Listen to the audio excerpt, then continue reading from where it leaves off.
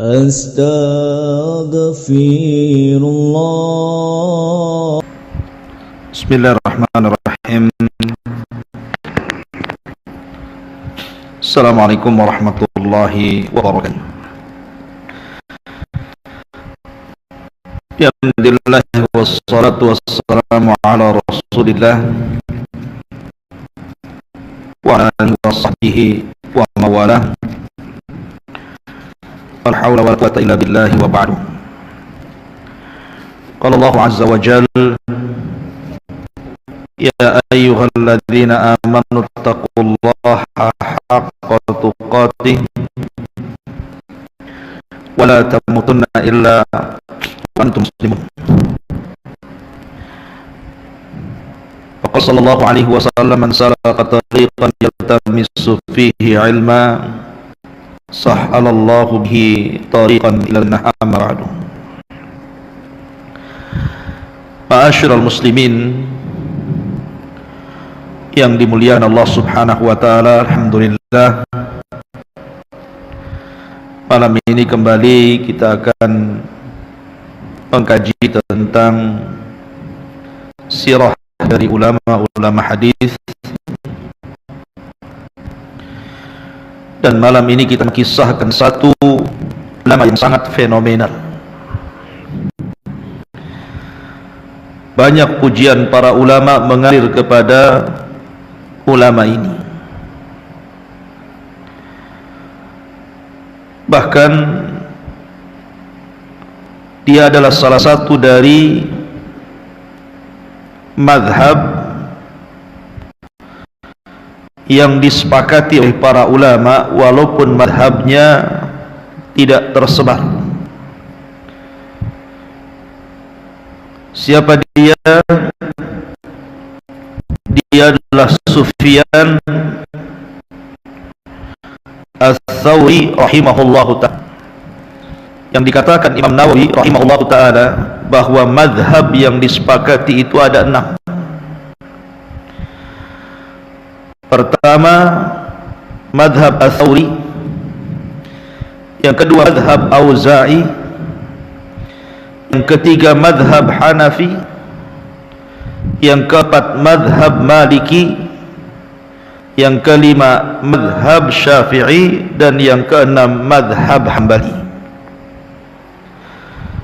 Akan tetapi mazhab Ats-Tsauri nisbah kepada Sufyan Ats-Tsauri dan juga mazhab Auza'i hilang dengan meninggalnya ulama ini, dan tidak banyak murid-muridnya yang kemudian menyebarkan pahamnya sehingga kemudian hilang di telan zaman, kecuali hanya 4 mazhab yang kita kenal: mazhab Hanafi, Maliki, Syafi'i dan juga Hambali. Orang yang kita akan kisahkan ini adalah orang yang sangat ajaib. Banyak pelajaran yang kita akan petik nanti ketika kita mengkisahkan siapa Sufyan Ats-Tsauri ini. Dia bukan orang biasa, seolah-olah diciptakan Allah untuk hadis Nabi sallallahu alaihi wasallam. Makanya kemudian banyak juga ulama-ulama hadis yang kemudian mencantumkan atau meriwayatkan dari hadis kitab Sitah dan juga Musnad Imam Ahmad dari Imam Ats-Tsauri.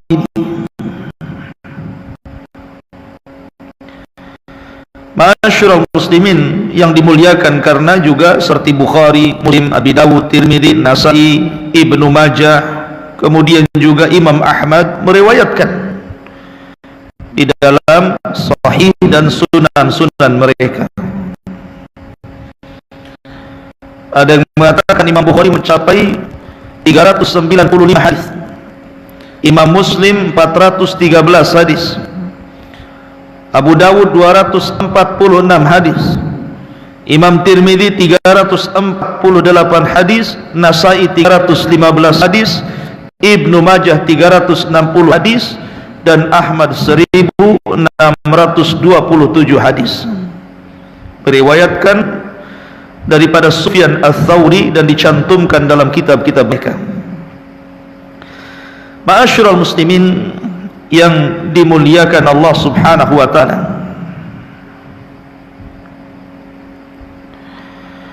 dijelaskan oleh para ulama tentang bagaimana sosok Sufyan Ats-Tsauri ini. Nanti kita akan jelaskan siapa namanya, nasabnya, bagaimana belajarnya, bagaimana rihlahnya, bagaimana pujian para ulama kepadanya, bagaimana ujiannya, dan bagaimana wafatnya. Cukuplah perkataan Imam Ahmad ibn Hanbal rahimahullahu ta'ala. Kalau yang ngomong Imam Ahmad, berarti orang ini bukan orang biasa, orang luar biasa. Kata Imam Ahmad, atadri mal imamu fi qalbi, tahukah kalian siapa imam yang aku pilih dalam hatiku? Maka Imam Ahmad mengatakan, dialah al-imam Sufyan Ats-Tsauri la yataqaddamu ahadun. Dialah Imam Sufyan Ats-Tsauri, tidak ada satupun orang yang bisa melawannya, menandinginya. Artinya bahwa Imam Ahmad sangat memuji Sufyan Ats-Tsauri. Bahkan Abdullah ibn Mubarak yang kemarin saya ceritakan, ma'ruf siapa Abdullah ibn Mubarak ya, dia sampai memuji Sufyan Ats-Tsauri dan mengatakan, la a'lamu ala wajhil ardil yawm a'lam min Sufyan. Aku tidak tahu di permukaan bumi ini manusia yang lebih alim dari Sufyan Ats-Tsauri. Sampai-sampai Abdullah ibn Mubarak ini menyesal gara-gara ketika hidupnya Sufyan Ats-Tsauri dia tidak banyak belajar kepada Sufyan Ats-Tsauri, malah belajar kepada orang lain, sehingga dia katakan, lima lam aqtah nafsi baina yaday Sufyan walima dhahabtu liman wa fulan. Kenapa dulu diriku ketika Sufyan itu hidup aku tidak belajar kepada Sufyan, malah belajar kepada fulan dan fulan. Lihat bagaimana pujian Abdullah ibn Mubarak, menyesal dia kenapa tidak berjumpa dengan Sufyan Ats-Tsauri dan belajar kepadanya. Kemudian juga Yahya bin Ma'in mengatakan bahwa la yuqaddimu ahad ala Sufyan, atau la yuqaddamu ahadun ala Sufyan la fi zuhdi wala fil ibadati wala fil ilmi wala fil fiqhi. Kata Yahya bin Ma'in, la yuqaddimu ahadun ala Sufyani ahada, begitu cara bacanya. La yuqaddimu ahadun ala Sufyani ahada, tidak ada satupun manusia yang bisa menandingi Sufyan, tidak dalam zuhudnya, tidak pula dalam ibadahnya, tidak pula dalam ilmunya, tidak pula dalam fikihnya. Ini manusia ajaib, manusia yang luar biasa. Ma'asyiral muslimin yang dimuliakan Allah Azza wa Jalla. Taib, kita masuk pada nama dan nasabnya. Sufyan Ats-Tsauri adalah Sufyan ibn Sa'id ibn Masruq, dan dia silsilahnya sampai kepada Adnan, artinya dia memang dari keturunan Arab. Sufyan ibn Sa'id ibn Masruq ini dilahirkan pada tahun 97 Hijriah dan wafat pada tahun 161 Hijriah. Maknanya dia di usia 64 tahun meninggal. Dan subhanallah, dia hidup di zaman Sulaiman ibn Abdul Malik, artinya dia hidup di antara dua kekuasaan, baik kekuasaan Bani Umayyah ataupun kekuasaan Bani Abbasiyah, karena dia hidup di akhir runtuhnya Bani Umayyah dan tegaknya Bani Abbasiyah. Jadi dia berjumpa dengan khalifah-khalifah Bani Umayyah dan khalifah-khalifah Bani Abbasiyah. Masyaallah muslimin yang dimuliakan Allah Azza wa Jalla, Sufyan ibn Sa'id ibn Masruq ini dia memiliki ibu luar biasa. Makanya dalam dunia pendidikan, seorang ibu itu sangat berperan untuk anaknya. Rata-rata para ulama dunia itu dicetak oleh ibunya, bukan oleh bapaknya. Imam Syafi'i dicetak oleh ibunya sehingga menjadi ulama dunia. Imam Malik dicetak ibunya sehingga menjadi ulama dunia. Imam Ahmad dicetak ibunya sehingga menjadi ulama dunia. Termasuk juga Sufyan Ats-Tsauri yang mencetak ibunya.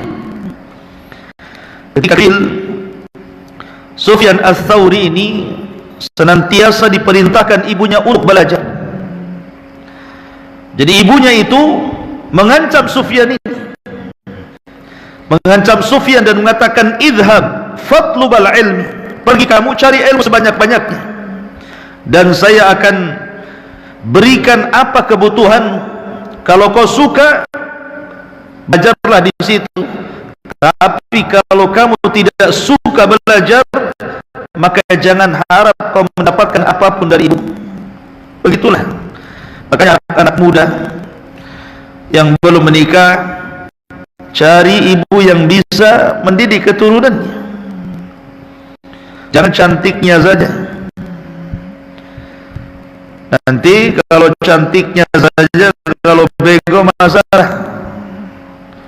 Nggak apa-apa, nggak seberapa cantik, tapi cerdas dan bisa membimbing keturunannya. Karena bagaimanapun Allah mengatakan, wa kana abuhuma salihah. Ketika Musa alaihi salatu wassalam belajar kepada Khidir, kemudian dia keluar dari desa yang bakhil, ada bangunan yang hendak roboh, dibenerin. Kata Musa, buat apa kita benerin rumah yang akan roboh, nggak jelas penghuninya ini. Bagus kita cari rumah yang jelas penghuninya, kita dapat upah, kita bisa beli bekal. Katanya Nabi Khidir, tidak anak, bahwa bangunan ini punya anak yatim, keduanya ada di kota, dan dulu dia turunan dari orang tua yang saleh dan salihah. Begitulah Allah jaga. Kemudian juga, makanya wajar setelah kemudian ibunya terus mendorong anaknya untuk belajar, mencari hadis Nabi sallallahu alaihi wasallam, sara amiral mu'minina fil hadis. Makanya Sufyan menjadi amiral mu'minin di dalam hadis. Bahkan ayahnya juga bukan orang biasa, dia seorang muhaddis, saduqun thiqatun, dan dia namanya Sa'id. Adapun kakeknya Masruq adalah salah satu dari tentara yang bergabung dengan tentara Ali radhiyallahu an dan kibarut tabi'in, dan dia terlibat dalam perang Jamal, berada di saf Ali bin Abi Thalib. Itu kakeknya. Taib. Sufyan Ats-Tsauri rahimahullahu ta'ala, Allah subhanahu wa ta'ala berikan rizki hafalan yang sangat kuat. Sekali dengar langsung hafal. Sekali dengar langsung hafal. Kalau kita sekali dengar langsung lupa, itu bedanya. Ini sekali dengar langsung hafal. Suatu ketika dia masuk kepada majlisnya Hisham ibn Urwah. Hisham putranya Urwah bin Zubair, Zubair bin Awwam, artinya keponakannya Aisyah radhiyallahu anha. Jadi Hisham bin Urwah ini karena seorang alim min ulama'il Islam, dia membacakan hadis-hadis Nabi sallallahu alaihi wasallam. Lah salah satu muridnya adalah Sufyan Ats-Tsauri. Dia duduk di majlis tanpa mencatat, mendengar gitu saja. Setelah kemudian banyak diriwayatkan hadis Nabi sallallahu alaihi wasallam oleh Hisham ibn Urwah ini, kemudian Sufyan mengatakan, wahai imam, wahai guru, perlukah saya ulangi apa yang kau katakan tadi? Kata Hisham, coba kau ulangi. Fa'adahu hifdhan, maka dia bisa mengulangi tanpa ada kesalahan dari hafalannya, padahal dia sami'a marratan wahidah, hanya mendengar satu kali, tapi langsung nancap hafalannya gitu ya. Makanya ia sendiri ngomong pada dirinya, tidaklah sesuatu yang kudengar kecuali langsung terekam dalam otakku. Inilah keajaiban Sufyan ibn Ats-Tsauri. Sufyan Ats-Tsauri luar biasa hafalannya. Bahkan suatu ketika kawan belajarnya itu hilang kitabnya, kitab diat yang sudah dicatatnya itu. Di situ banyak hadis, ratusan hadis Nabi. Kemudian ketika dia hilang kitabnya, dia bertanya kepada Sufyan, "Ya Aba Abdillah," kunyahnya, "Ya Aba Abdillah, bisa enggak kau ulangi apa yang disampaikan guru kita tentang kitabud diyat itu?" Maka Sufyan mengulangi dengan hafalannya, dan kawannya mencatat kembali dari Sufyan Ats-Tsauri. Itulah keajaiban Sufyan Ats-Tsauri rahimahullahu ta'ala. Ma'asyiral muslimin yang dimuliakan Allah subhanahu wa ta'ala, makanya wajar pujian para ulama mengalir. Di antaranya Sufyan ibn Uyainah, seorang alimin ulama'i Makkah, "Ma ra'aitu ahadan afdal min Sufyan wala ra'a Sufyan misla nafsihi." Tidak pernah mengenal ada orang yang lebih Sufyan. Sufyan sendiri enggak tahu kalau dirinya itu punya keistimewaan. Sampai seperti itu. Bahkan dikatakan oleh Yahya bin Ma'in, dia mengatakan, "Ma khalafa ahadun Sufyan fi syai'in illa kana al-qaulu qaulu Sufyan." Tidaklah seseorang berselisih masalah dengan Sufyan, berdebat dengan Sufyan, kecuali kebenaran ada pada lisan Sufyan Ats-Tsauri. Oh, luar biasa, ya. Itu pernyataan Yahya bin Ma'in. Siapa Yahya bin Ma'in? Seorang alim ulama dunia, kawannya Imam Ahmad di zamannya. Bahkan dikatakan oleh Imam Waqi', gurunya Imam Syafi'i, yang Imam Syafi'i katakan, "Syakautu ila Waqi su'a hifdin fa arsyadani bi an tarkil ma'si wa'lam bi annal ilma nurun wa nurullahi la yuhda lil 'asi." Imam Waqi' mengatakan, "Kana Sufyan bahran." Sufyan itu bahran, lautan ilmu. Apa yang tidak kami ketahui dia tahu. Begitulah pujian para ulama. Dan banyak lagi kalau kita baca satu-satu pujian para ulama sampai isya nggak selesai. Hanya bahas pujian saja. Kita masuk pada ibadahnya. Sufyan Ats-Tsauri rahimahullahu ta'ala, kalau cerita ibadahnya subhanallah ikhwan, menakjubkan, sangat menakjubkan.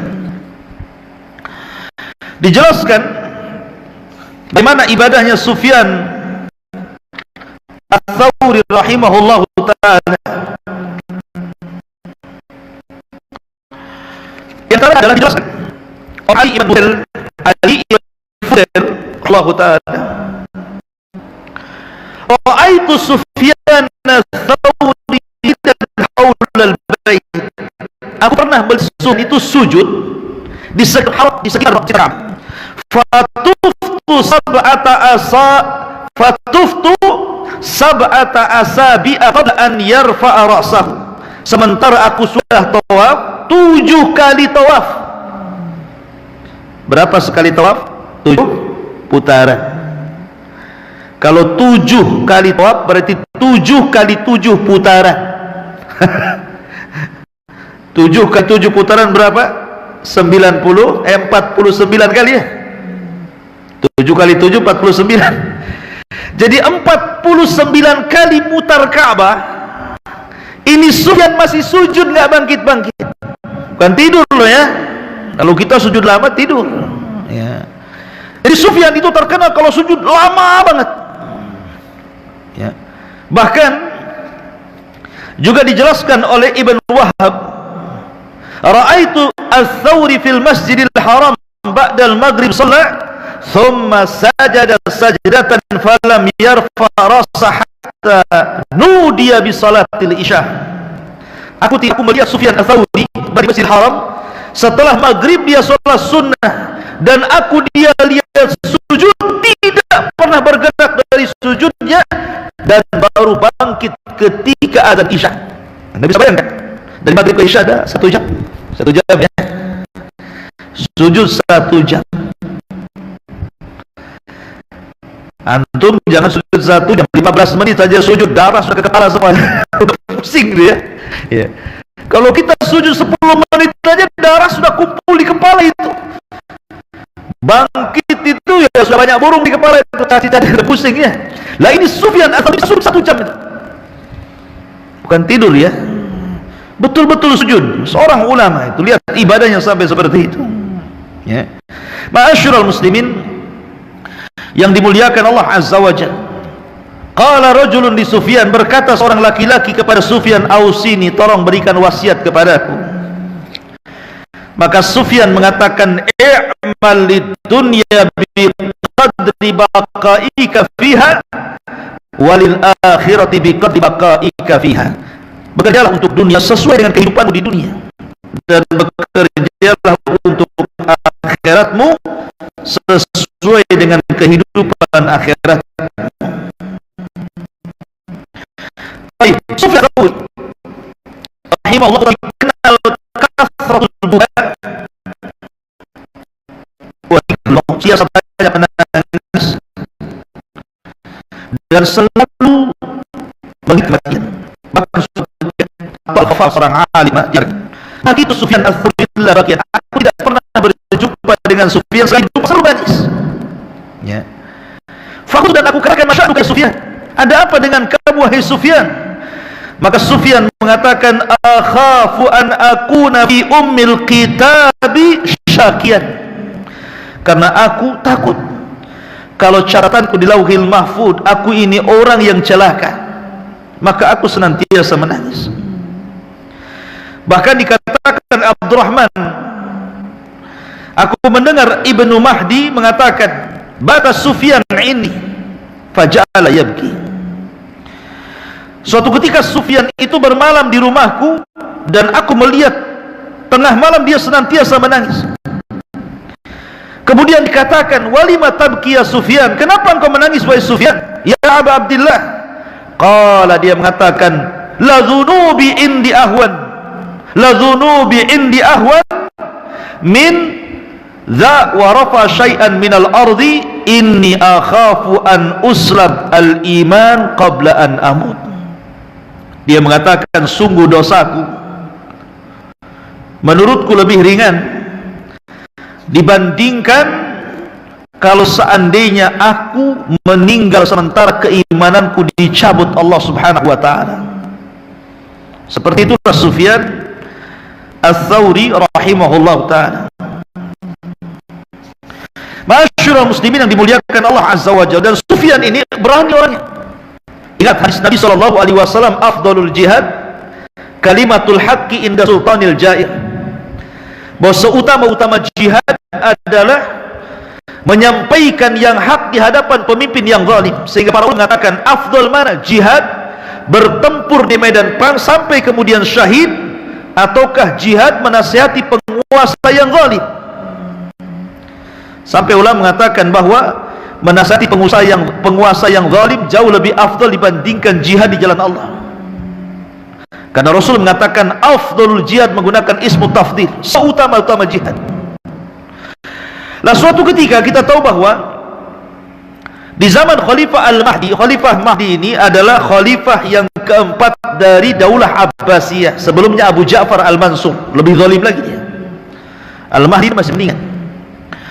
Lah suatu ketika ini sebenarnya imam ataupun Khalifah Al-Mahdi ini, khalifah yang keempat dari Bani Abbasiyah ini, meminta kepada Sufyan untuk menjadi qadhi, untuk menjadi hakim di negaranya berkali-kali, tapi Sufyan menolak dan menolak. Sampai akhirnya suatu ketika Al-Mahdi ini haji dan dia sudah menegakkan tenda di Mina. Kemudian dia mendengar bahwa Sufyan al-Thawri ada di situ, maka Khalifah Mahdi meminta Sufyan kepadaku. Maka datanglah Sufyan menghadap Al-Mahdi Khalifah ini, mengatakan, ya ayyuhar rajul, talabnaka miraran fa'ajajta, alhamdulillahilladzi ja'a bika. Aku sudah meminta kepadamu wahai rajul, wahai Sufyan, agar engkau menjadi qadhi berkali-kali, tapi engkau menolak. Alhamdulillah kau sekarang datang di hadapanku. irfa ilaina hajatah, kalau begitu kau mau apa? Sebutkan hajatmu, mumpung aku di sini. Lihat kata-kata Sufyan. Qala, dia mengatakan, wa ma hajati wa qad mala'tal arda dulman wa jawran fatillah. Apa yang aku butuhkan darimu, wahai khalifah? Sungguh engkau telah memenuhi bumi ini dengan kezaliman dan kejahatan, bertakwalah kau kepada Allah. Ada orang yang ngomong gini depan penguasa? Coba, dia ngomong dengan depan penguasa itu, ya, apa yang harus aku butuhkan darimu? Engkau sudah penuhi bumi dengan kezalimanmu, dengan kejahatanmu, bertakwalah khalifah kepada Allah Subhanahu wa ta'ala. Padahal Khalifah Mahdi ini termasuk orang yang peka dengan kesesatan. Banyak orang-orang zindik yang dipenggal oleh dia, banyak orang-orang paham sesat yang dibiasakan oleh dia. Tapi walaupun demikian, tetap saja Sufyan Ats-Tsauri mengatakan, laqad mala'tal ardh zulman wa jawran, kamu sudah memenuhi bumi dengan kezalimanmu dan kejahatanmu, fattaqillah, bertakwalah kau kepada Allah. Coba, penguasa digitukan, apa nggak marah tuh?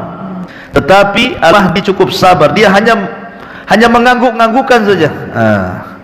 Taib, ya. Sekarang apa lagi? Ya. Kemudian dia mengatakan, irfa ilaina hajatakal akhar, kalau begitu yang lain kau meminta apa? Selain itu kau meminta apa? Maka Sufyan mengulangi lagi, kamu sudah memenuhi bumi ini dengan kezaliman dan kejahatan. Kata Mahdi, ilam astati an ughayyir, saya sudah berusaha untuk mencegah kezaliman, kejahatan, tapi saya nggak bisa. Maka Sufyan mengatakan, tukhallihi ghair, kalau gitu turun ganti yang lain. Turun, kalau gitu kok jangan jadi khalifah, ganti yang lain aja, katanya. Coba kalau ngomong begini di hadapan penguasa, kira-kira apa yang terjadi? Ditangkap nggak tuh? Langsung dicarikan pasal, ya kan? Ma'asyiral muslimin yang dimuliakan Allah Azza wa Jalla. Kemudian kata khalifah, ifa ilaina hajatakal akhar, dah, lukan yang ini, minta apa lagi kamu? Maka kemudian kata Sufyan Ats-Tsauri, ittaqillah fi abna'il muhajirin wal ansar, bertakwalah kau kepada Allah. Lihat anak-anak muhajirin dan ansar yang fakir-fakir itu, bantu mereka. Faqdi lahum hawaijab, bantu mereka. Kemudian apa lagi? Maka dia mengatakan, kau tidak lihat jemaah haji di hadapanmu, fuqara wal masakin, banyak fasilitas yang kurang memadai, banyak kebutuhan-kebutuhan yang kurang bagi mereka, cukupkan mereka. Ma'asyiral muslimin yang dimuliakan Allah Azza wa Jalla. Intinya bahwa lantang sekali Sufyan Ats-Tsauri menasihati khalifah. Tetapi sebelumnya memang ada kisah yang menarik. Sebelum ini kan khalifah yang keempat, khalifah yang ketiga itu ada Abu Ja'far Al-Mansur. Itu ada lagi cerita Sufyan Ats-Tsauri, ya. Abu Ja'far Al-Mansur ini mulia muliakan Allah Azza wa Jalla, orangnya. Tapi walaupun demikian, Abu Ja'far Al-Mansur ini menghendaki Sufyan itu untuk ikut di kanan orang-orang Badan, orang itu. Mereka berbangga dengan Sufyan. Kami punya Sufyan, berbangga dengan orang-orang Madinah yang punya Imam Malik, ya. Orang Madinah berbangga dengan Imam Malik, orang-orang Irak berbangga dengan Sufyan Ats-Tsauri, dan tidak ada orang yang lebih alim daripada Sufyan Ats-Tsauri. Makanya Khalifah Abu Ja'far Al-Mansur meminta dia jadi qadhi, tapi ditolak. Sampai suatu ketika Sufyan Ats-Tsauri dihadapkan ke hadapan khalifah, dipaksa untuk jadi qadhi. Bayangkan, dipaksa jadi qadhi. Yang minta siapa? Khalifah. Kalau sekarang tenang, jadi hakim agung, luar biasa, ya. Kandidatnya banyak, kalau bisa kau saja, jangan biar aku yang jadi hakim. Kalau sekarang Sufyan tidak mau. Marah ini Abu Ja'far Al-Mansur ini. Akhirnya apa? Datangkan orang, penggal leher di hadapannya, dipenggal betul leher itu. Kata Khalifah Abu Ja'far Al-Mansur, kalau kau tidak mau jadi qadhi, nasibmu sama dengan dia. Nasibmu sama dengan dia, penggal lehernya. Akhirnya kemudian kata Sufyan, kalau gitu berikan aku 3 hari, aku ingin istikharah. Rupanya waktu 3 hari ini dijadikan oleh Sufyan Ats-Tsauri untuk kabur.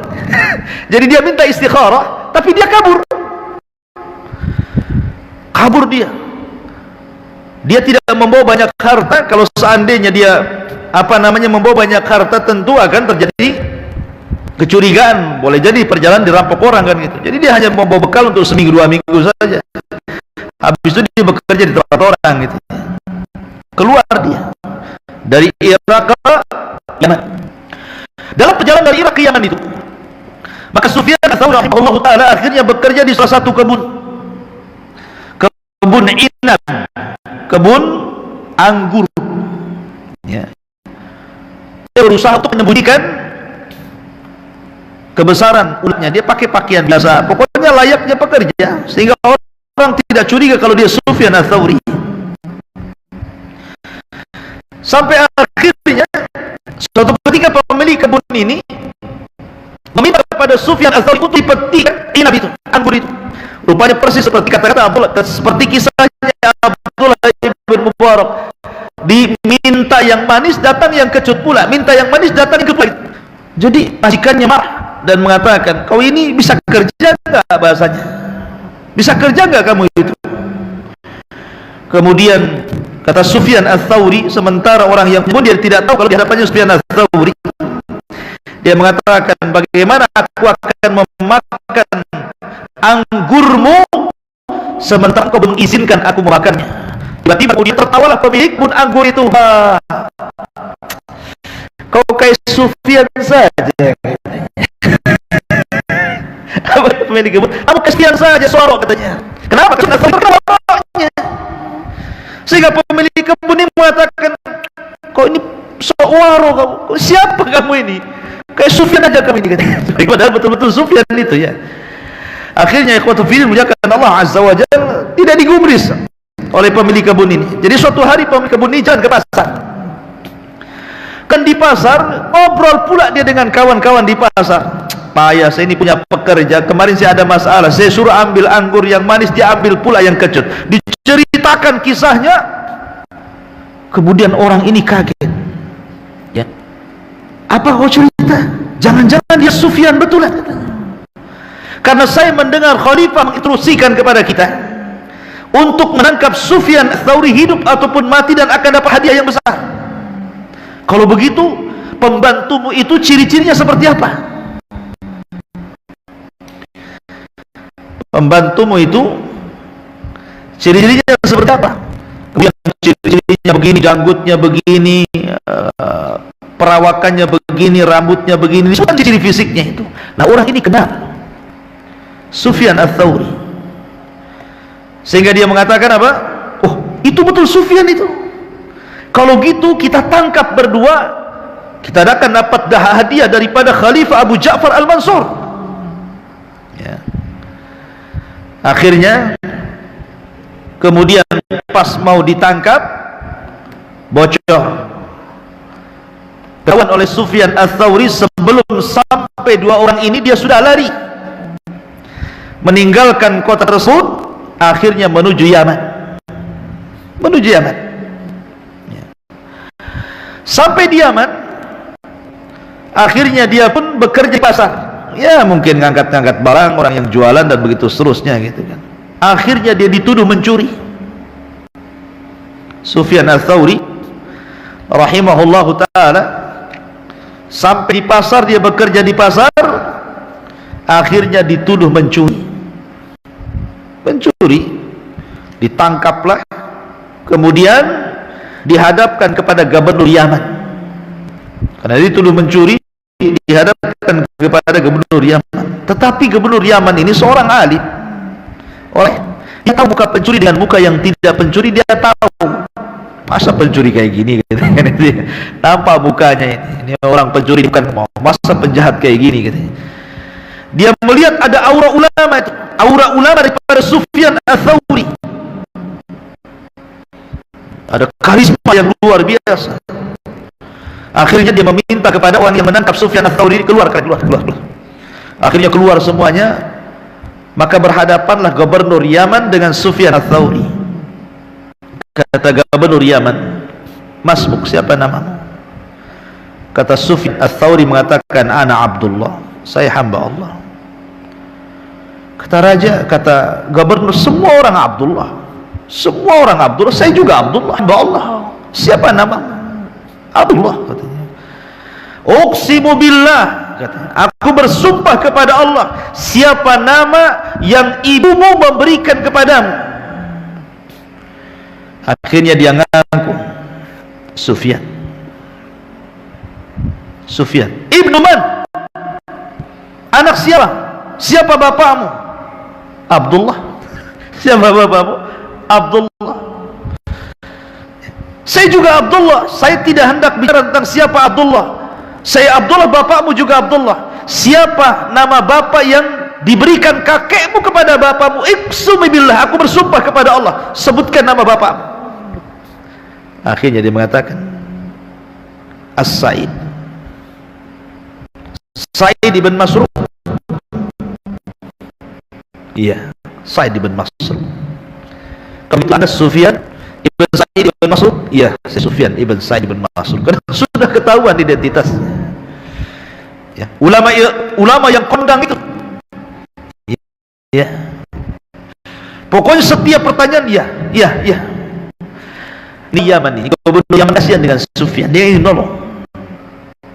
Dia mengatakan, ya Sufyan, aku tahu kau seorang ulama, tidak pantas kau diburu oleh khalifah. Kalau kau bersembunyi di telapak kakiku sekalipun, pasti khalifah akan tahu. Maka saya sarankan, pergilah sejauh mungkin, selamatkan dirimu. Akhirnya setelah itu pulanglah, ataupun Sufyan Ats-Tsauri akhirnya balik lagi dari Yaman ke Mekah. Namanya ulama besar, murid-muridnya banyak di Mekah. Sampai di Mekah pula musim haji, orang-orang kenal Sufyan Ats-Tsauri kan. Oh, guru kami datang, semua diciumnya begini-begini. Tersebarlah kabar Sufyan Ats-Tsauri ada di Mekah. Lah kebetulan Khalifah Abu Ja'far Al-Mansur tahun itu ikut haji juga, sedang bergerak dari Irak menuju Mekah. Mendengar bahwa Sufyan Ats-Tsauri ada di Mekah,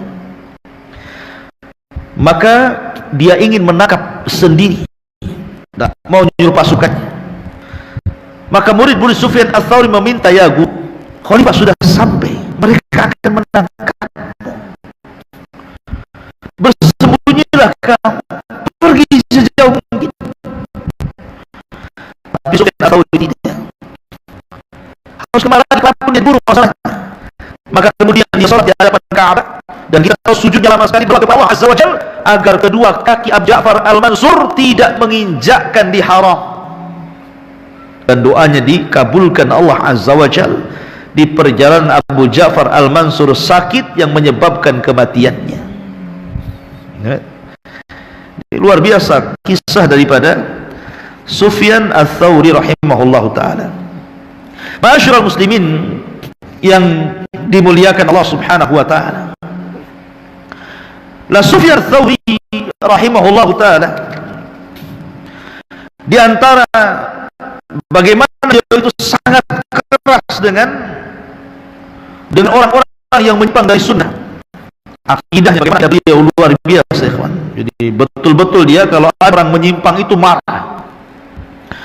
Sampai-sampai dijelaskan ketika membahas tentang akidahnya Sufyan Ats-Tsauri rahimahullahu ta'ala, suatu ketika ada orang datang kepada Sufyan Ats-Tsauri dan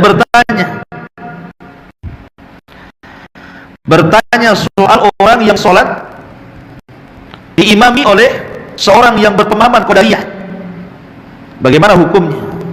Ya Sufyan, di negeri kami, imam kami itu pemahamannya sesat Qadariyah, boleh nggak saya sholat di belakangnya? Maka kata Sufyan Ats-Tsauri, la tuqaddim, jangan kau jadikan dia jadi imam, jangan kau jadikan dia jadi imam. Kemudian dia mengatakan, huwa imamul qaryah laysa lahum imam ghairah, tapi itu imam desa tersebut nggak ada lagi imam kecuali dia, masalahnya. Kata Sufyan Ats-Tsauri, dia mengatakan, la tuqaddimu, la tuqaddimu, jangan kau jadikan dia imam, jangan kau jadikan dia imam.